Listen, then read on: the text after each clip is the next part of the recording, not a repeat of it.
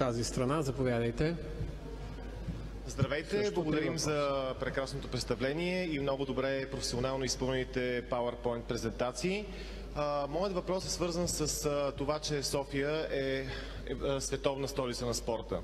Спорт за всички, вие го споменахте, но дали се замисляте върху обекти, които да бъдат изградени така, че да има съвсем съвременни спортове, като стрит трикинг, паркур, неща, които биха направили така, че младите хора да нямат зависимости, а да се занимават с нещо полезно и да дават добър пример на другите. Моля, пример, който ви пожелавам и вие да давате на всички. 3 въпроса от този микрофон. Кратки, ясни и точни.